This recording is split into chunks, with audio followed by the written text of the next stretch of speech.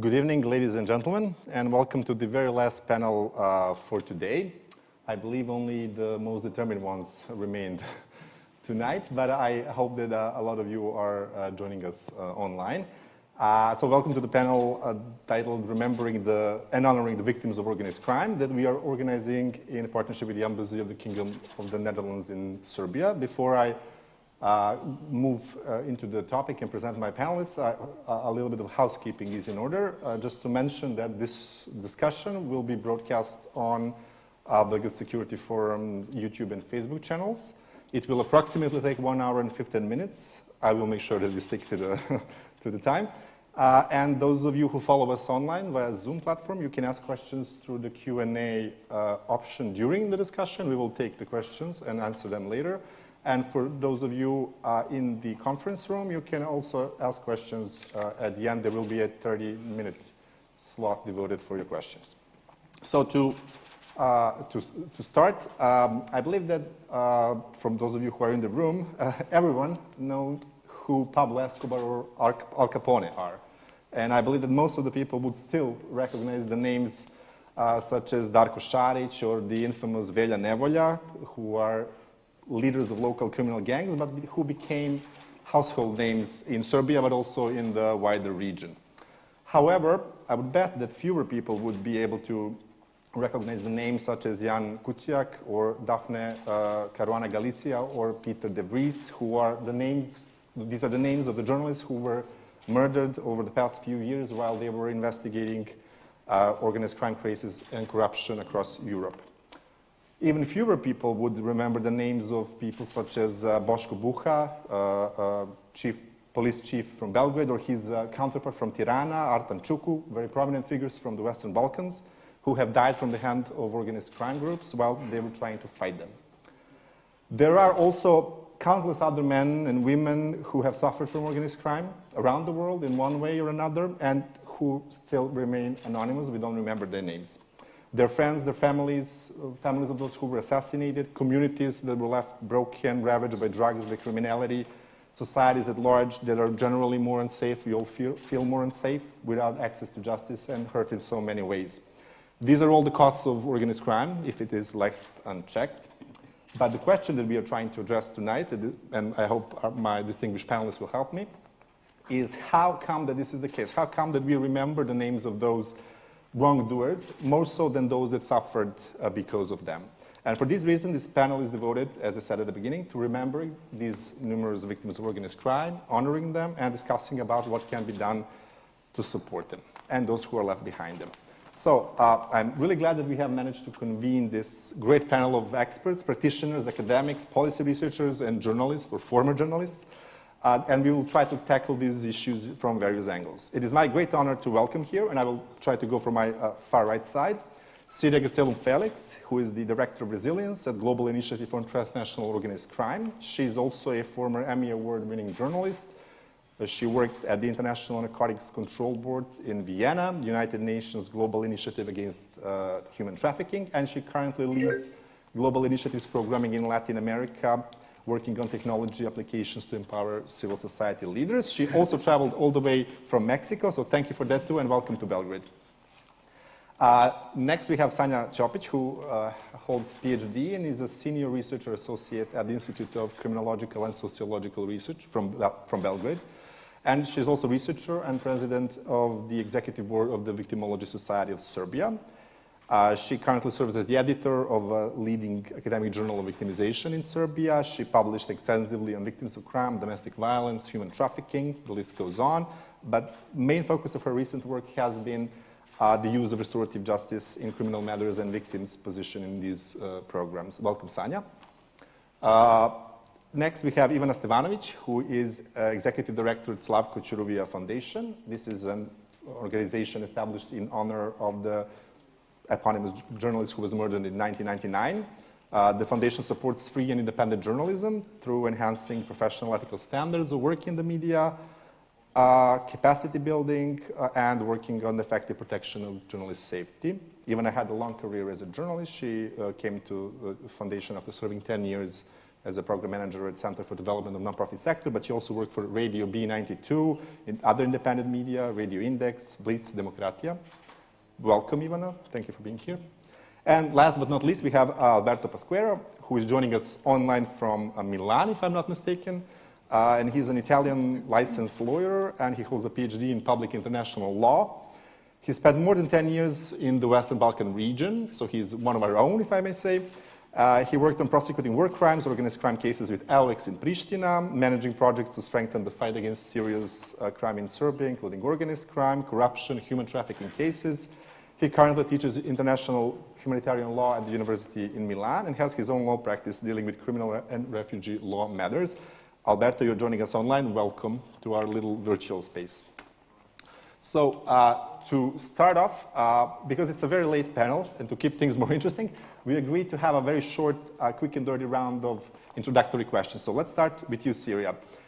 And we'll try to take a more global look from the beginning, but then kind of zero in on the Western Balkans, Serbia, and our region. So what is the societal harm that is caused by organized crime, Syria? Feel free to draw on personal experience examples like we discussed in the preparatory meeting. I do believe it is you come from far away, but I believe that the problems, although they might be different in scale or maybe the scope, they're still very similar in nature. And I know for sure there is a lot of fans of Narcos TV show, so I think they might also find some, yeah, go, please. Thank you, Bojan, for the warm welcome. In fact, before coming to this panel, we were just discussing all the similarities between Mexico and the Balkans, not only in terms of narco trafficking and crime, but also in culture, which I think it makes some sense when we look at all these issues.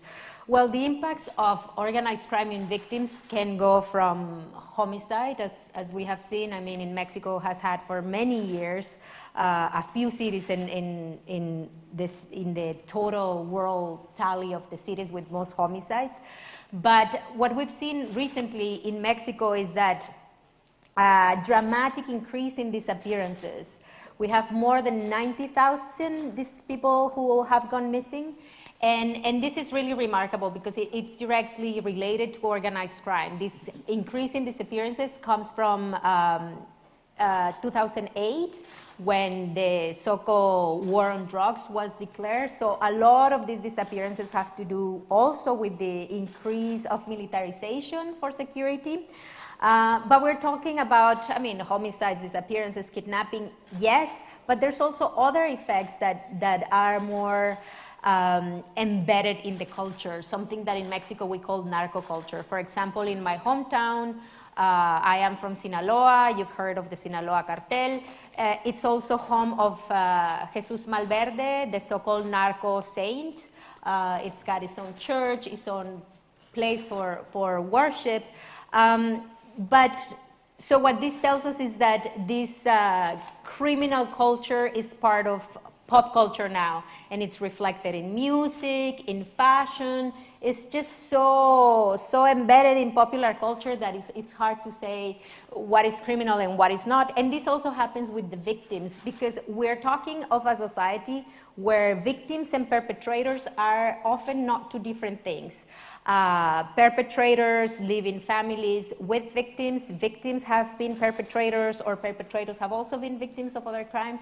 So it's really difficult to make this separation of victims and perpetrators when we're talking in a society like mine, in my home state. But I am really looking forward to discuss more similarities with your cases. Thank you, Syria. I would hate myself if I didn't ask you what were the similarities that you identified between the Mexican culture, Serbian, and especially because you mentioned narco culture and criminal culture. Like, what were some of the similarities that you found? Well, we started talking about guns. There's a massive amount of guns I'm learning in this region as well as in Mexico.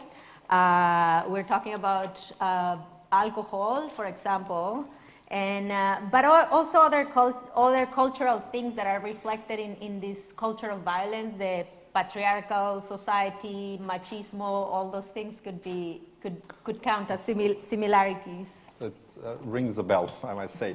Sanya, let's move to you. So can you maybe give us or try to tell us about the scope of the problem in Serbia or the wider region? And do we have exact figures about it? How do we measure it? What are the challenges in this regard? Well, there are a lot of challenges when we speak about victims, and just maybe a short answer to your one of the first questions in the introductory part, why do we know about criminals but we do not know about victims, is probably because for a long time victims were actually invisible party or invisible in the criminal field. Sorry, is everything okay? Yeah? And this is why it is really hard, and they came to the fore, I would say, mainly during 70s and 80s, and particularly with bringing some international documents, and today also what is very important for us as well in Serbia is the EU directive on victims' rights. But as you asked, it is very hard to give any numbers and to estimate how many victims do we have, for example, in Serbia. And I would say that it is probably the problem in other countries as well. One thing is because many victims remain invisible because they do not report crime, which is probably not the case if we speak about organized crime, but in other cases. So unreported crime means that victims are not visible and they're not counted. On the other hand, even if crime is reported, then it is also the question whether there are going to be prosecution and the convictions. So maybe only, for example, in Serbian Statistical Office, if we look into the data of the prosecution and the courts, then you will only have data for those whose cases went through the whole criminal procedure. But what if not? So they're again invisible, and also we do not have victimization service, which would help at least to some extent to see what is the problem with victimization in Serbia, but it is also the problem in the region. So it is hard to make these estimations, but what I found is that, for example, through Europe, of course, many millions of people fall victims of crime every year, and according to some calculations in the European Union, there are around 15% of the population that fall victim of serious crimes on an annual basis. So they calculated that somehow, but it is probably some mathematics formula. I'm not familiar with that. But I would say that it is very hard to find how many victims there are. And just another thing is that it was also that Syria mentioned, it is sometimes hard to make to distinguish offenders and victims, and particularly if we speak about those in organized criminal groups who could become both offenders and victims. But still, even organized crime and other conventional crime, I would say, also leaves other people as victims, not only those who are direct, but also indirect victims, and in many cases we could also speak about tertiary victims, so all of us. And this is particularly, I think, the case with the organized crime, and quite often if you don't have, you mentioned guns, so trafficking in guns is a form of organized crime, and sometimes we cannot see who direct victims are, but we could all be the victims, for example, of this form of crime, or the drug trafficking, etc.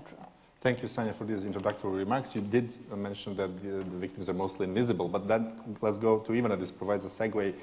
One of the most visible segments are the murders of journalists. I mentioned the 3 names at the beginning. We have similar experiences in the region, so maybe could you, for this introductory round, tell us what is the situation at the regional level, European level? Is there a big difference? Like, what are the challenges? The difference is big, but I would like to state first globally. Globally, Reporters Without Borders for this year so far have recorded 30 killings of journalists worldwide.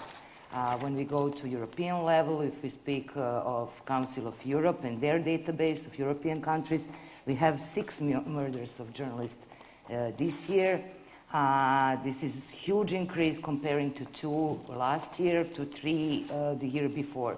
The record year was for European countries was 2015 with 12 murdered journalists. What we see is huge increase in all forms. Murders are maybe most visible and most important cases, but we see huge increase in intimidation of journalists, in harassment campaigns, smear campaigns that, at least in our part of the world, usually come from governments or from the structures that are very close to the governments. And this makes the problem even worse because somebody who attacks you is somebody that you don't have much power to combat against. What we see globally is that there is a huge impunity for the crimes against journalists and for murders against journalists. And statistics says that out of 10 murders journalists, 8 perpetrators go free. Only 2 cases are resolved.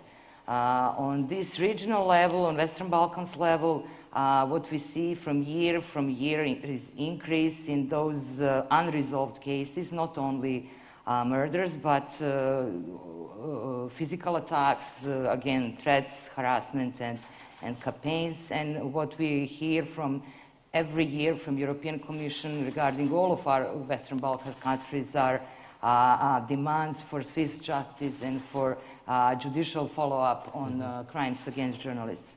What we have here now in Serbia, only yesterday we saw finish of the trial for the murder of Slavko Ćuruvija. The journalist My Foundation is established in honor of. What we see is Slavko Ćuruvija was murdered in 1999. 21 years have passed from the murder. The trial began 6 years ago. We had the first degree verdict after 5 years. Then the verdict was cancelled and brought by appeal court to a renewed trial. Renewed trial lasted for 386 days, out of which 47 hours was actually effective trial court time.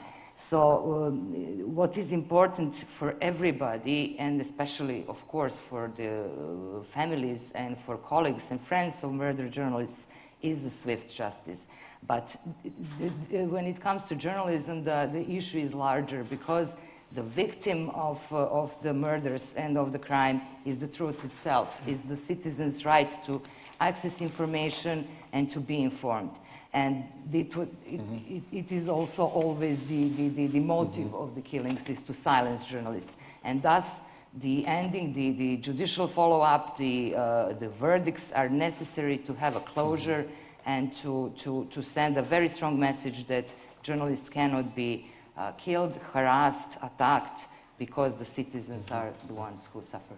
Thank you, Ivan. And while we wait for the not so swift justice, there are some other things that we can do to support victims if we cannot prosecute the perpetrators. So this is where Alberto comes in. We brought you on this panel specifically for this reason. So could you tell us more about what is called social reuse of confiscated assets? Because organized crime is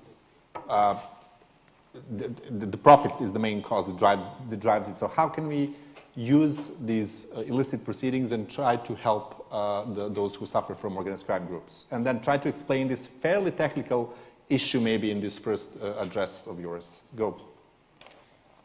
Sure. In Italy we have this so-called social reuse of confiscated assets, which is nothing but giving back to society what organized crime has taken from it. As you rightly said, mostly it's power and profit that drive organized crime actions. And throughout the European Union, and Italy, frankly, has been spearheading these policies because of our unfortunate track record with organized crime in our country. We have seen that targeting assets is often very effective, often more effective than just putting mafiosos in jail. So what happens when the state prosecutes successfully some mafia people? Then they also take away their assets. And now it's possible also to take away their assets even without a criminal conviction.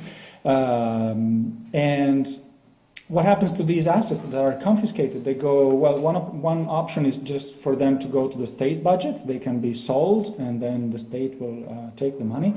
Or the state can put these assets at the disposal of the third sector, civil society, who can use them for various projects, social ones. And this is the reality in Italy. We've had this law for more than 30 years now. It started as collection of signatures from the people, and this law became quickly a reality, and now we have thousands of these projects that thrive on all sorts of immovable property that was confiscated from organized crime.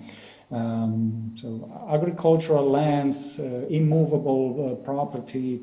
Now you have farms and cinemas and social centers and all sorts of projects. And this is what we call social reuse of confiscated assets. Thank you, Alberto. We'll go later in more details what is the state of play in Serbia and in the region when it comes to the social reuse of confiscated assets. But now let's go to Syria, go back to Syria.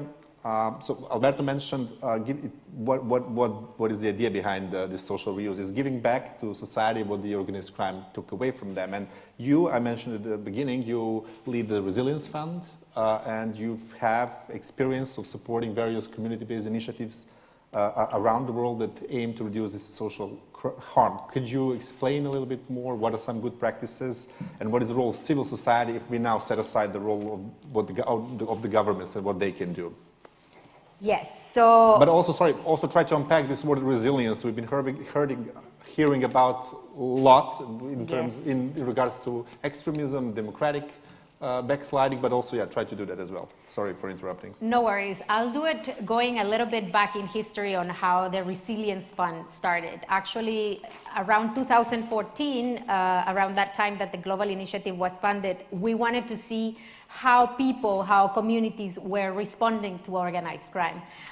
Being from Sinaloa, a place that is often portrayed in the media, in Hollywood, as this, you know, wild, wild west where people are just like shooting each other with guns. That is partly true, but I always felt like there was a part of the story that was not very well known, and that was the story of the communities, of the civil society, of the journalists that every day do really brave work and without the institutions, without the authorities, devise their own ways and mechanisms to challenge criminal governance, to stand up against organized crime. So we started this as a pilot project in my hometown, and we were looking at who in the community was a source of resilience. And in this first exercise, we realized that journalists were a really key element of building resilient capacities in a community. Artists, civil society organizations that work with art, that work with youth. And we also noticed something really relevant with the participation of women. In the case, in particular in Mexico, I was talking about disappearances, and I will probably keep talking about it because it is a huge problem and a recent problem that is very linked to organized crime. There's been a massive movement of women, of mothers of missing people who have taken it into their own hands to go and look for their missing sons and daughters. So basically, you know, groups of women collect shovels and tools, get in their cars, and with their own bare hands go into the desert, in the rivers, and just go and find people. And just to give you an example, this collective in my own hometown, in the last 3 years, they're responsible for finding over almost 200 missing people, remains of missing people. So, I mean, and this is only one group in all of Mexico where there are hundreds of these groups. So you can really see the relevance of these mothers and why we often talk about them when we talk about resilience. So from this exercise, once we identify these actors and what were they doing to build these resilient capacities, and resilient we understand to, you know, what do people do to absorb, to resist, or to mitigate the effects of organized crime. So we saw that it was not enough just to get to know them or to see what they're doing, so we started bringing them together, and we organized our first resilience dialogues because we believe that bringing people together is a way of building resilience. But in these exchanges, we noticed that, you know, sometimes civil society organizations that were working the same issue wouldn't even necessarily know each other, or they were working in the same thing, but different approaches. And through these exchanges, we saw the benefit of they coming together, exchanging. It was in one of these exercises that that, for example, local journalists decided to get together to do a draft law for their local Congress on the protection of journalists, for example. And that's how the Resilience Project was born, because we decided to incubate these projects with these resilient actors in these communities and give them small grants to support what they were already doing, and also offer them our network, our resources to build their capacity. And this is how the project was born. Then we got a little bit of extra funding to replicate this exercise, not only in Mexico, but in Guatemala, in South Africa, and the Philippines. And through this small replication and building this network was born the Resilience Fund. Now, the Resilience Fund was launched in 2019 with a grant from the government of Norway to give small grants to civil society organizations working in a context of organized crime to mitigate these effects. Some of them are victims associations, some of them are journalists association, groups of mothers. Some of them work in preventing youth or giving youth other ways to not go and work for organized crime. So through the Resilience Fund, we're able to see different responses in different parts of the world on how people respond to different ways of organized crime, from smuggling, human trafficking, drug trafficking, etc. But some of the really interesting projects we see, for example, here in the Balkans, where we have over 25, maybe close to 30 projects that we support, is a lot of work with youth. Specifically in this region, and same as in Latin America, we have a big young population that is usually not only victims of violence, but also recruited to perpetrate these crimes. So we support a lot of organizations giving youth trainings, other options. But going back to my hometown, for example, there is very important the work that these organizations do, because they give them a different alternative, a different narrative. You know, it's not just like narcos and that music and the guns. It is also other stories, other local stories, folk stories, other heroes, other ways to show that you can have a decent living, and just giving them other alternative narratives. It's so prevalent, the world of organized crime, and so popular, the heroic acts of the narcos, that there's a lot of youth wanting to imitate or emulate, when in reality, I mean, the jobs that they get are really low pay. It's not that glamorous as it sounds, so supporting these groups working with youth is extremely important, and we have seen great and hopeful, inspirational stories working with these organizations. Thank you a lot, Syria, for giving all these examples. While I was listening, I think the similarities are uncanny between what we experience here and what is happening in Mexico, and I believe there is a great degree of replicability between these initiatives. But now, Sanja, let's go back to what the governments can do, and could you maybe tell us more about the standards and institutional setup for supporting victims in Serbia, but also you mentioned the EU directive in this area, so what would it bring, what would be the benefits for the victims if we adopt and we kind of harmonize our legislation with this directive, what would it bring to the victims? Yes. Well, Serbia, as other countries in the process of accession, really have to harmonize its legislation and then practice with the EU directive on victims' rights, because it is a binding document for the EU countries. This document is very important because it foresees at least minimum standards for the protection, assistance, and support of victims of crime, so all people who fall victims of crime. But it also defines victims rather broadly, so including both direct and indirect victims, and providing a possibility for assistance and support to indirect victims, which is very important, particularly in cases of homicides, for example, but also in other cases of crime when it is committed.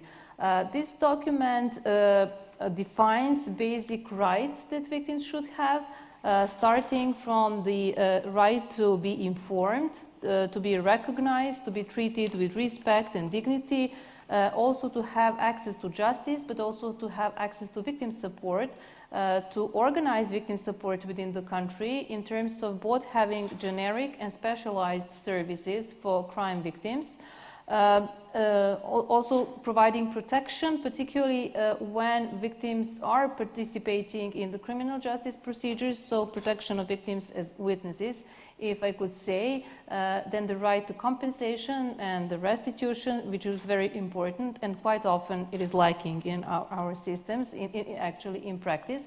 So this document is really giving a very broad framework for victims' rights. It focuses a little bit more on the rights of victims in the criminal procedure, but it still broadens in some parts its focus.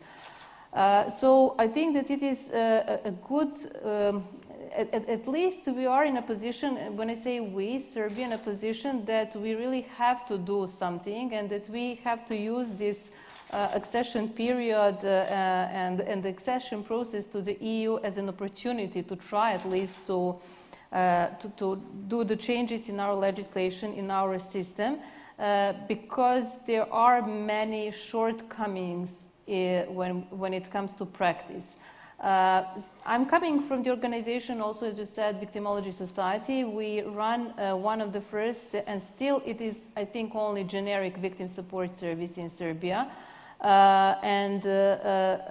What we could see when we speak about victim support as one of basic rights of victims is that it is provided in Serbia, but it is also the case in the countries in the region, because 2 years ago we did a survey in Serbia, Macedonia, Montenegro, Bosnia and Herzegovina, and also Croatia, so calling that part as a Balkan in terms of geographical position.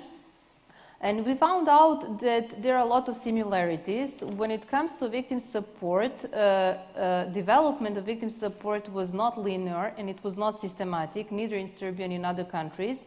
And it is something that actually what Syria was speaking about, your project, is that it came from the bottom. And victim support services started in the 90s, but with the SOS hotlines and shelters for victims and children as, for women and children as victims of violence. And then only afterwards, mainly in 2000s, it started to go into the state institutions as well. So state institutions were somehow involved in at least some parts of victim support. Today we can speak of having some state assistance and support, but more or less I would say that victim support is still very much concentrated within civil society organizations. Civil society organizations in Serbia, but also in the region as well, provide more forms of assistance and support. And they can provide more assistance to different kinds of victims. Most of these organizations are specialized for some forms of assistance, or they are dedicated to some victims, some groups of victims, particularly victims of violence, domestic violence, human trafficking, sexual violence, etc. So not that much to victims of organized crime, I would say, but still, yes, they can provide assistance and support. And on the other hand, when we speak about state institutions, state assistance and support, it mainly refers to support that is provided within the court, in Serbia, for example, within higher courts and higher prosecution offices. Although these are not services as such, except one that is in the Department of the Higher Court for War Crimes and for Organized Crime, which is a service as such, but in other cases, these kind of services of assistance and support are provided with those people who already work in the judiciary, who are not trained and who are to be victim supporters, if I would say, if I can say it like that. And also the assistance and support that is provided by state is rather limited. It is again limited to those victims who come in contact with the prosecution or the courts. So, and that is the iceberg of those who are victimized. as I already said. And they can provide assistance and support also in a limited period of time, so mainly during the criminal procedure. And it is, of course, always the question what is without support before and also beyond the trial and after the trial. And that is why victim support organizations are very, very important. But what is the problem is that civil society organizations, but also this kind of a state assistance really need to be financed by the state and to be sustainable. Sustainability is the problem. So is money the biggest issue or no? The money is, I would say that the money is the biggest issue, and also that we need much better linkages between the services that exist, and to have a really good network of victim support, and to have more generic victim support organizations throughout the country and also in the countries in the region. Thank you, Sanja. Now let's maybe go to Alberto. So money is an issue, but then through this social reuse of assets, we might be able to resolve this issue. So please, could you maybe jump in and give us more examples? You mentioned in Italy you have several decades of experience in social reuse of assets, but also you work for OSCE here, and you are helping us in the Balkans and in Serbia establish these mechanisms. Could you tell us where we are at now, and what are the benefits to the citizens if these mechanisms are established? Sure. Well, compared to Italy, that has a very long tradition in this field, has been spearheading this field for years. And frankly speaking, we have a lot more assets that are confiscated, but we also have a much larger mafia industry compared to the Balkans, unfortunately, for us. So yeah, the number and the value of assets that are confiscated and given out for reuse in Italy is incomparably higher. However, this concept has been settling in also in a number of Balkan regions. Notably, Albania has a very progressive law in this respect, and they already have a couple of success stories. For example, one is a pastry shop that was established in the basement of a house that was confiscated from a local mafioso, and now this activity is quite thriving. It's a commercial activity that is also generating profits. Serbia is also very well placed, especially compared to other countries. I'm also familiar with Bosnia, which is lagging far behind. Serbia has a legal framework that allows for social reuse. So the Agency for the Management of Confiscated Assets in Serbia has already given out some assets to local charities for charitable purposes. So there are some local NGOs that have applied for using basically immovable property that is located in Belgrade and in other cities in Serbia as well. And they use it. I remember, for example, a project run by a hospital charity for children with cancer. There's another project that is used as a kindergarten, basically. So there's a number of projects.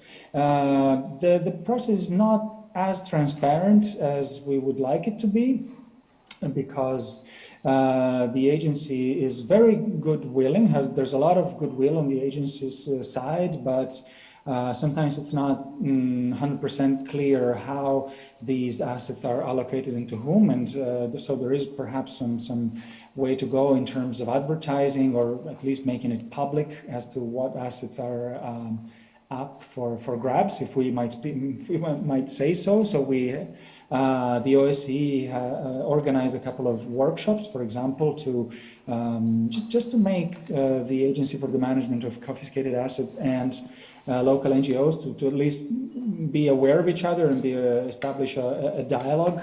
So I see that there's very good prospects for Serbia in the coming future.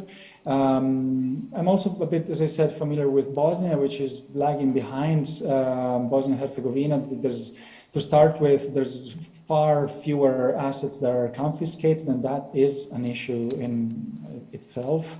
And also the process of social reuse, well, there are some embryonal examples, but well, there's a lot of room for improvement, so to speak. Thank you, Alberto. I would also say that Serbia has quite sizable underground organized crime market, and we are also country that's a destination for a lot of money laundering. So I believe there's a big gap from what is being confiscated, what can be reused. But to go back to now go to Ivana, I think Silvia mentioned that journalists are considered a source of resilience in those communities that are hit hard by organized crime. Would you say that this is the reason why they're so attacked by organized crime, among other things? So could you maybe expand on the effects that organized crime groups have on the freedom of the press, on the citizens, threats directed against journalists? What is the situation? Yeah, actually, the journalists are one of the main sources of resilience against organized crime, and as such, they are big victims of organized crime, not only when it comes to murder, but also other attacks and threats. And speaking about support to victims, I have to mention one case of the victim of the crime, which is local journalist from Grocka, well known, Milan Jovanovic, whose house was burnt in the arson, and the mayor of the town of Grocka and his 4 accomplices were arrested, and the trial first-degree trial has been finished, and they were sentenced, and now we are in the appeal process. But when it comes to support, Milan is 70-plus elderly citizen, journalist, who overnight stayed without any assets, without anything, without house, without literally what to put on themselves, he and his wife. And they actually received none of the support, even though the high-ranking official of the ruling party was a perpetrator of the crime. Slavko Ćuruvija Foundation, at which I work, we launched a crowdfunding campaign, and we had this huge burst in solidarity by ordinary people. We collected 22,000 euros, which were enough to rebuild the house partially, not completely, but to enable Milan and his wife basics like food, clothes, medication, and living conditions. While the campaign lasted, and while the while the construction works at the house lasted, Milan was using that money to pay rent in the apartment in Belgrade because he didn't have where to live. That kind of support is what he has received.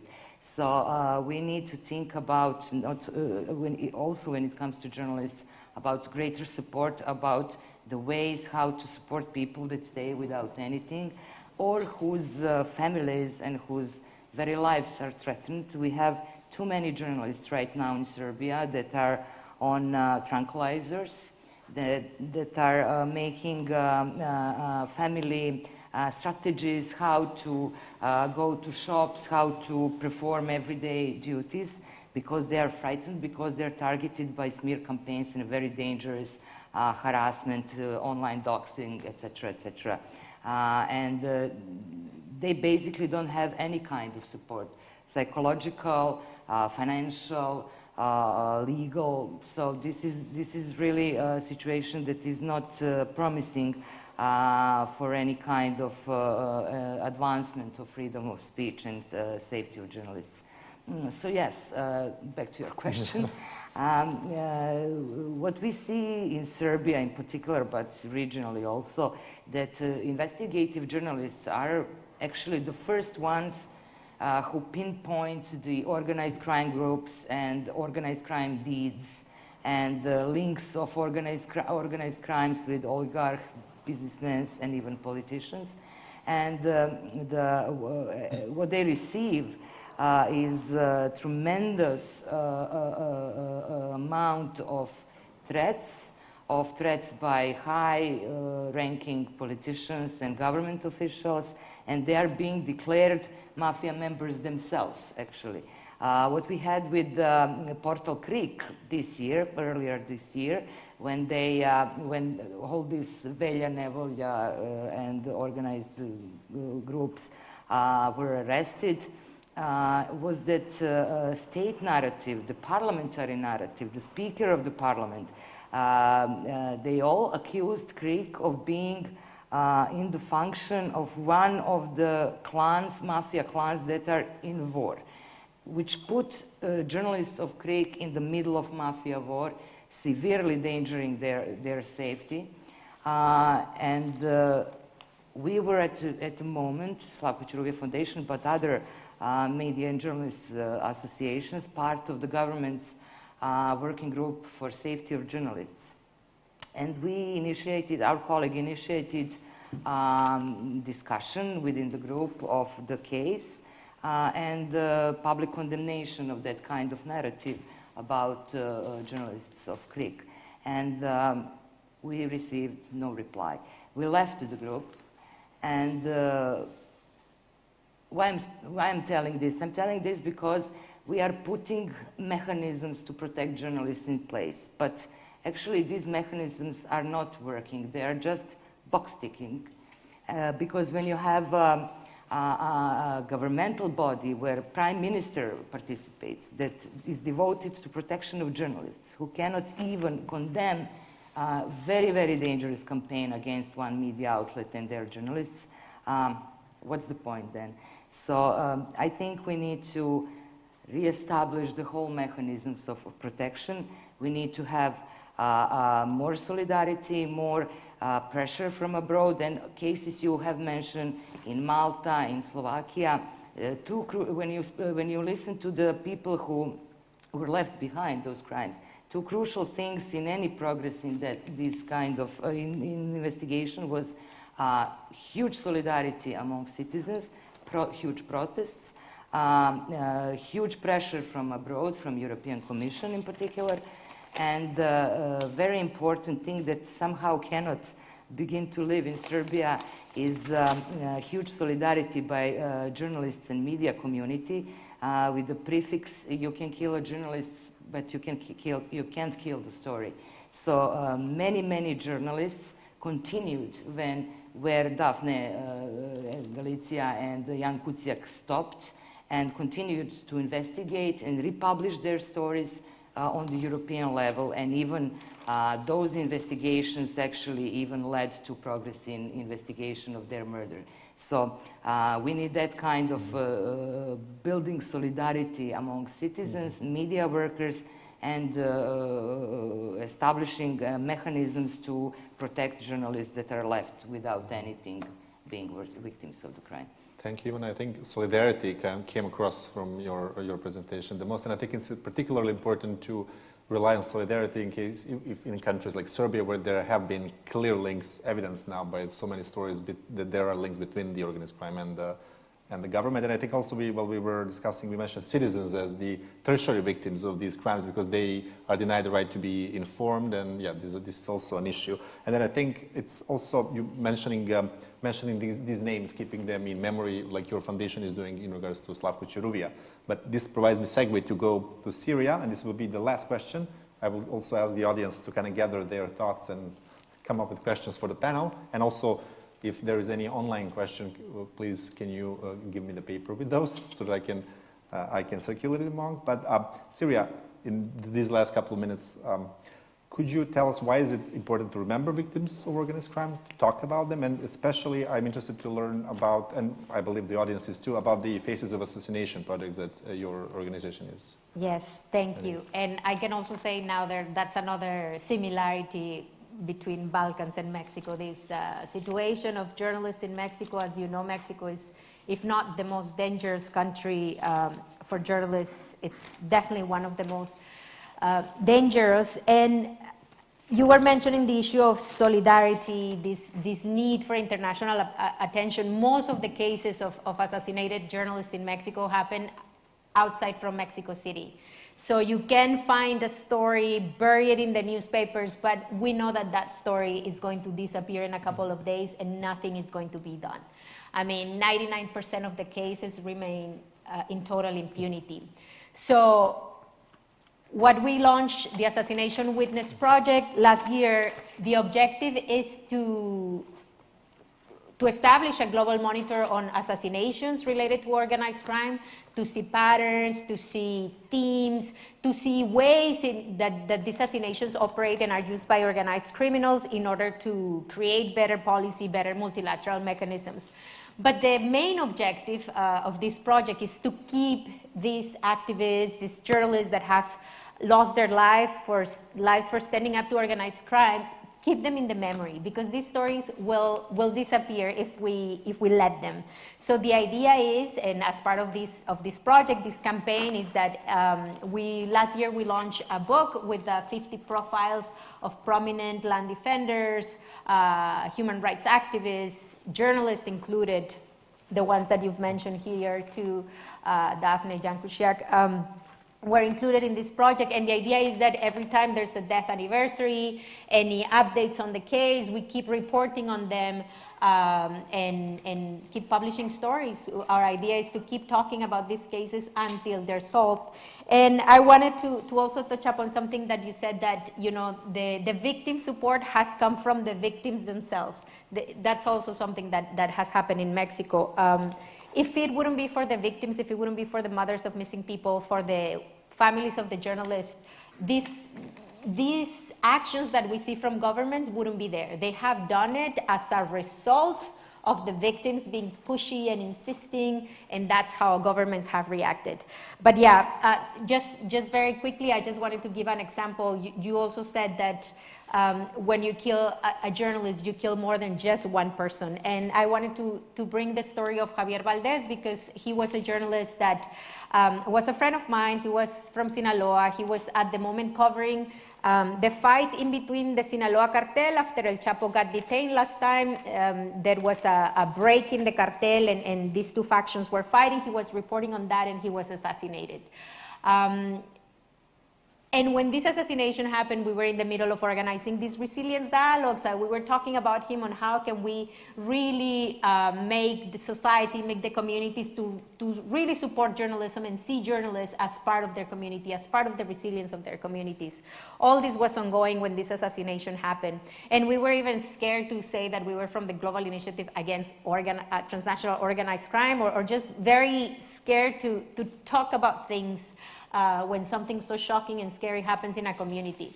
But this assassination had the opposite effect. And it had the opposite effect because Javier, this journalist, his work was about giving voice to the victims. He is the first one that started covering disappearances. He's the first one that started covering human rights abuses by the military and that sort of thing. So when he was assassinated, all these people that felt represented in his stories, that felt accompanied by his work, went out in the street and protested. So a committee of citizens was formed to follow up on the case.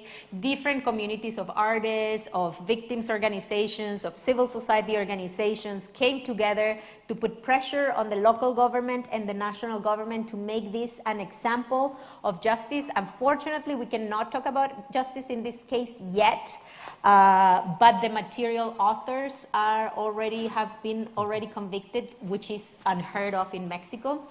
Hopefully the mastermind, intellectual author, will also serve his time for this murder. But this is an example of what you were just saying, and what you were just saying about the victims having an active role on bringing institutions accountable and really showing how journalists, it's really the voice of its community, and the communities have to show up to protect these voices. Thank you, Siri. I think it's really amazing, these examples of how communities, citizens come together and fill in the vacuums that are left by the less than ideally accountable governments, if I may say so. And speaking about the vacuums, now we have 15 minutes left for questions and comments from the audience. If there is anybody who has anything to add to the discussion, contribute, comment, ask the panelists, but also if we received any online question. Okay, we have a question here.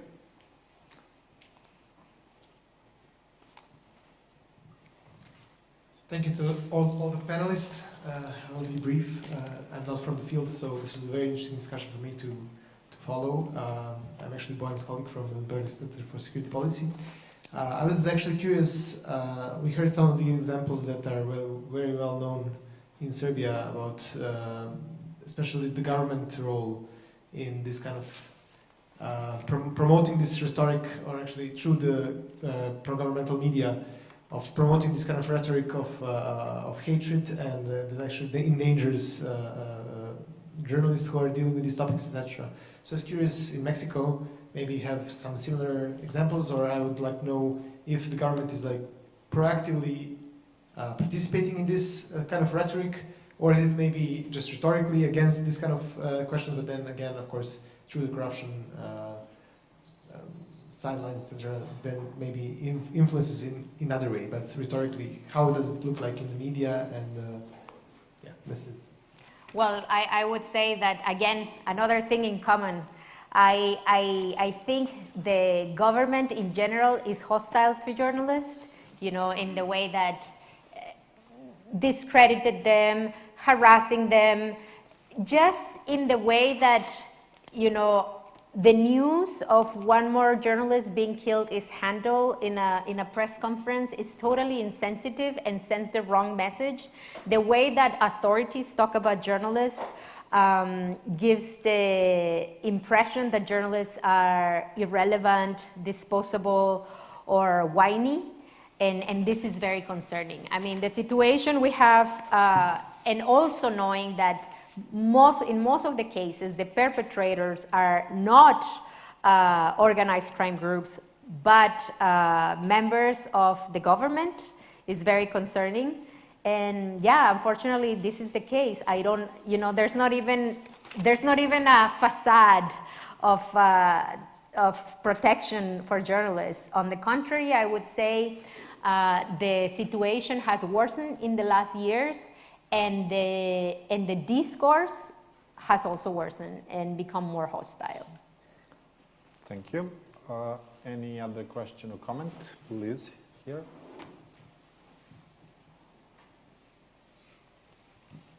Good evening, Katarina Djokic from the German Embassy. I have a question for Sanja. Has there been any recent research on secondary victimization, if that's the correct term? Through media reporting. For instance, even when it comes to organized crime, we had a famous example of parents of the young man who disappeared through the activities of the Beliveau clan, who protested against publishing of images of their bodies. But we also had previously numerous cases of victims being in the media in all wrong ways. So has there been any research on how that affects those who have been left behind? These are big effects. It wouldn't be secondary victimization. Secondary victimization is rather in cases when the state authorities or those who should provide assistance support are not reacting in proper way, and then harming again, in a way, the victims.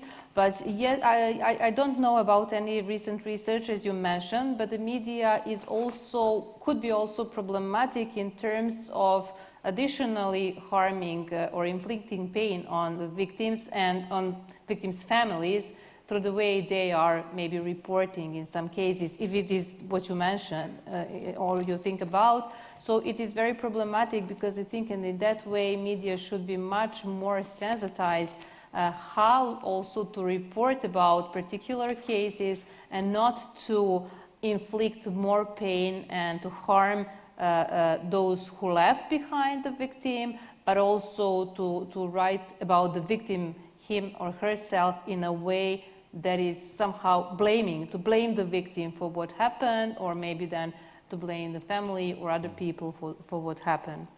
Thank you. And that is very problematic, yes.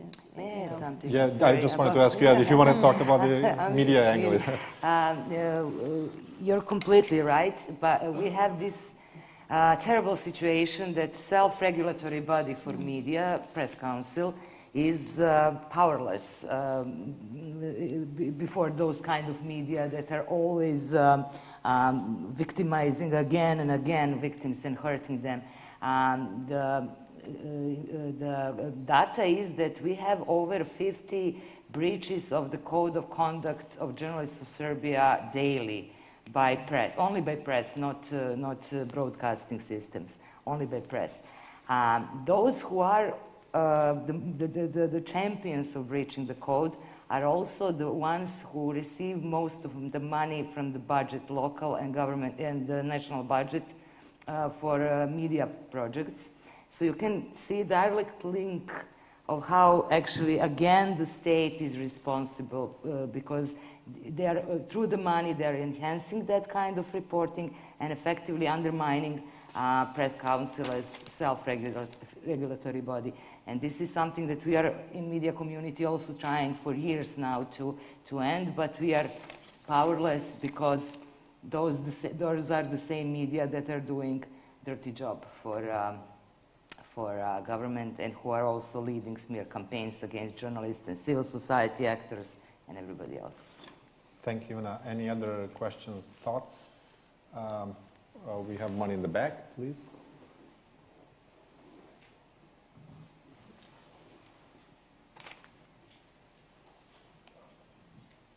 Test.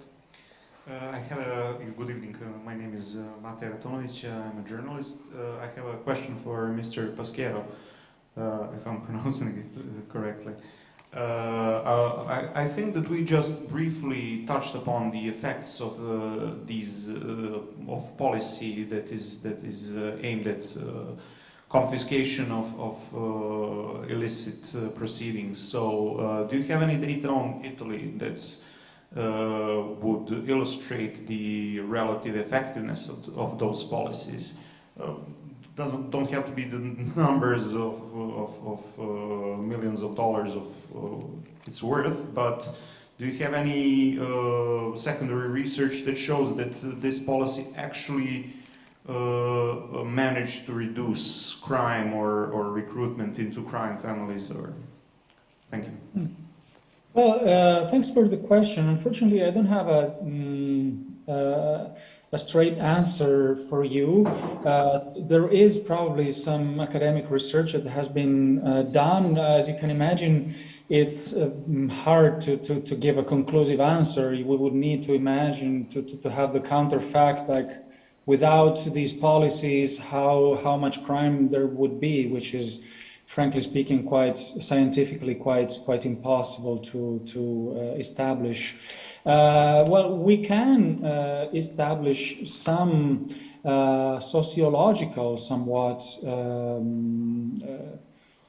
analysis based on the number of people, for example, that show up for anti-mafia marches every year, called by the association that promotes this kind of, that has always been the leader in the social reuse field. You might have heard about it. It's called Libera.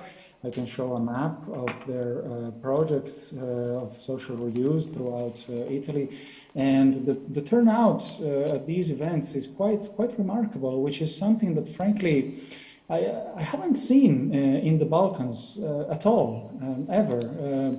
So I think that civil society is you know, there is some room for improvement, for reaching out to the common people and waking up the consciences of ordinary people to the challenges that and the threats that organized crime poses to society as a whole. Because it was said in the beginning, victims of organized crime are not only those that were killed, and there are many institutional figures and also common people, but it is society at large. Because the indirect effect is in the legal economy, is in the public tenders, is in the right information that we don't get. So it is society as a whole that is affected by organized crime. I can speak for my country. There is also a strong sentiment of anti-mafia in society at large. In the Balkans, I see some organizations that deal with it, and we have a number of examples here at the forum, and they have to be praised. But society at large I'm not so sure that the conscience is so awakened. So I'm sorry I don't have a better and or more scientific answer. I think it's very hard to measure what you're asking. I'm happy to share some data on the projects that are active in Italy in this field. If you want, I can also share a quick slide. Thank you, Alberto. Yeah, I think this is an issue, the low level of awareness about these issues. Maybe to expand on this, in Europe we have this 22nd of February, which is the European Day of Remembering Victims of Crime. I know, Sanya, your association is marking it, so somehow maybe can you... Yes, this is European Victims Day. It started to be marked from 1990. And it was based on the proposal of the Swedish Victim Support Service. So ever since then, it has been marked throughout Europe, and the umbrella organization of Victim Support Europe, is actually the one who is leading in this field. Victimology Society is a member of the Victim Support Europe, and we try to mark every year that day with different events, either through media appearances, some lectures at the faculties, or with advocating for something. During last 2 years, we were also advocating for making a basis, putting a basis for developing the state fund for compensation, and that is something that would be important also in cases, as Ivana mentioned, when you have violent cases, you have victims, but you do not know the perpetrators, or they are not prosecuted. So how to compensate? The state should compensate the victims, so to protect victims also in that way. So also civil society organizations have been advocating for this issue for years, but unfortunately we still do not have any big effects of that. But it is also important to remember on that day victims, so not to forget them and not to again put them on the dark side, or to make them invisible. And I think that also the project that you, Syria, mentioned is very important for that. So in that way, we are showing respect and recognition of them, but also that is important for the families, for those who left behind them. Thank you, Sanya. And meanwhile, Alberto put up a map of properties that have been finally confiscated, if I can understand Italian. But I hope that's what it says. Yes, correct. Yeah. As you can see in the southern regions, the ones that are more affected by organized crime, the numbers are much higher. But the mafia is infiltrated everywhere, and so you see also confiscated immovable property in the north. Thank you. I don't see any other hands, questions, or comments. So I think it's safe to say that we have reached the end of this panel. Before we say goodbye, I just wanted to say that this is all that we planned for today's Belgian Security Forum. We are continuing tomorrow at 10 a.m. Central European Time with a panel, Region-to-Region Cooperation, Opportunities for the Central and Southeastern Europe. Before we leave, I would like to thank my panelists. Thank you, Syria, Sanya, Ivana, Alberto. We just started this conversation. I think there's a lot of more to be said, and I think that we will put more effort into keeping this conversation ongoing. And then I would like to ask the audience to have a quick round of applause for the amazing panelists. Thank you. Thank you. That's that late. Yes. Thank you, Alberto. See you sometime soon, I hope. Guys, have a good night. Bye.